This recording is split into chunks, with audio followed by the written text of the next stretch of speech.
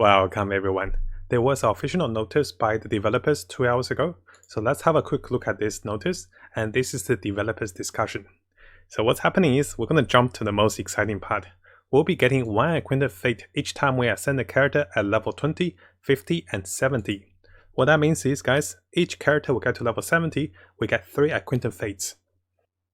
And if you think about this, if we get 7 characters to level 70, we'll be looking at 21 acquainted fates, which is 21 wishes. This allows us to get 1 step closer to the 90 wishes to guarantee a 5-star item.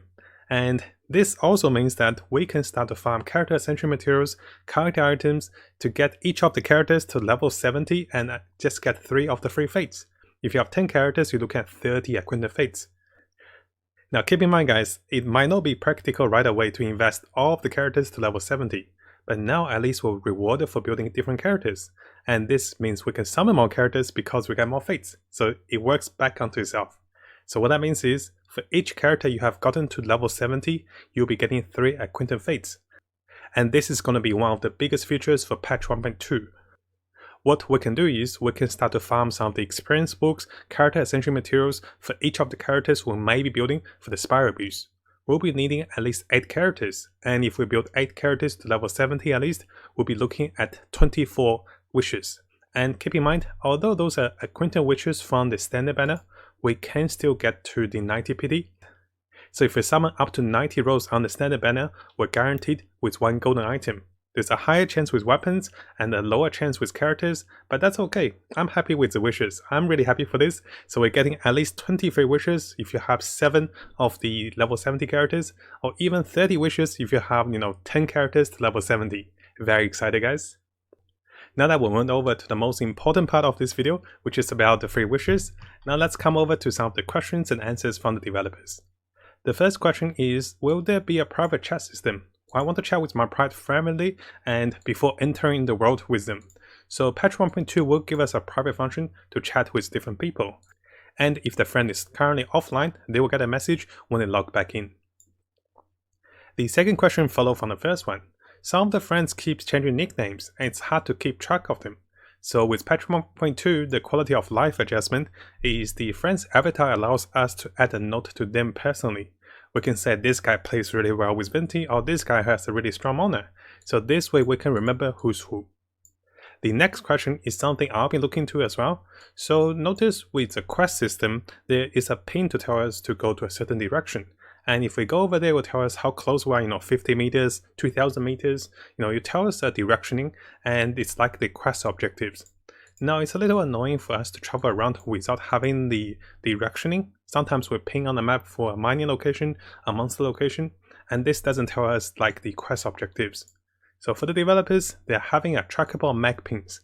So currently we only have 99 pins, and with those new pins, hopefully we get over 99. And even if we don't get over 99, we can still navigate to those pins, which can be very helpful. Now if you guys are like me, getting to adventure level 45, we'll be going for some of the artifact domains. What sometimes gets me is that the loading time, and I will have to go outside of the domain, go back into the domain, select team and load the game again. That takes 1 to 2 minutes depending on your device. So with patch 1.2, what's going to happen is you can repeat the challenge inside the domain without going outside. This is helpful because it takes a longer time to load and it gets a little annoying. You click, you go back out, you click again, you go back in. But keep in mind, if you need healing outside, still do heal with the Statue of the 7, then come back with full HP for the domain. Now if you guys remember with the Reconcile Star event, a lot of the players are having problem because they were getting kicked out of the party before they could loot, and this was really annoying for the PS players because of longer loading time. And similarly, this might happen with domain or leyline flowers. Sometimes having to loot or having to pick up items manually is very inconvenient. And with patch 1.2, what we can look for is they will be adding the items to our inventory so we don't have to loot the items. This might lose a bit of excitement to see the golden items on the floor, but I like it because a lot of the co-op, a lot of the systems, you might be missing some items because you wasn't looking, because you were not seen next to the tree, or sometimes, on Reddit someone said someone used a venti and zapped and vacuumed all the items out of on the cliff so you can't pick them up, and that was really annoying.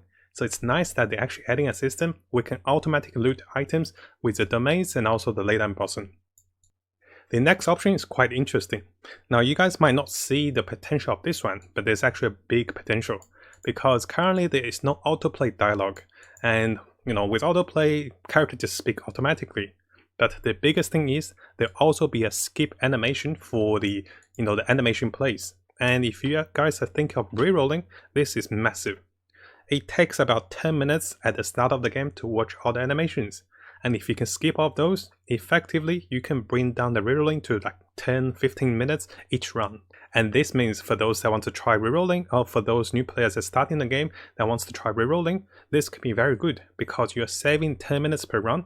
If you're doing 20 runs, you're saving 200 minutes. And I think the skip function is more liked over the autoplay, but it's nice to have autoplay too with the dialogues. The next question is also really interesting because I've been thinking about this as well. Sometimes I had to skip some of the dialogues, and accidentally sometimes I was in a rush. I want to come back to the dialogues because they're very nicely voice acted. Sometimes I also want to try the voice acting with different language, maybe Korean, maybe Japanese, or even Chinese.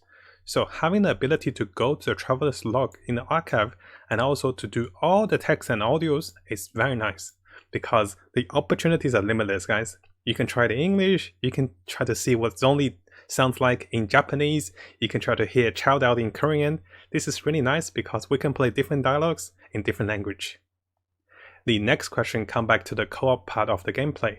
So during the co-op mode, when the progress is interrupted when a player leaves the game, because all of a sudden you have less players. So the developers are saying that when the player leaves the game, there should be less interruption, and for the host to disband the party, this will return to a single player mode. What that means is it won't interrupt everyone's party setup. And let's say if you spend 10 minutes in a dungeon and the host disables, then you waste the 10 minutes. This way, when things goes wrong, you still have your single player mode with 4 different characters to switch from, and this can be very nice. Now, since we're talking a lot about patch 1.2, I also want to bring us to this post by Zenit about 2 hours ago as well in regarding to the developers notice. Zenit talked about there likely will be a live stream in less than 2 weeks time, which the developers were likely to reveal a lot about new event with the Dragon Spy, with the update, with the system, with the characters. And he also warns everyone to keep in mind, the 5-star characters have been confirmed. We know they will be Gary and Alberto. I'll be making the character spotlight for Alberto very soon. And it's important, guys, we don't know which characters will be in which banner first.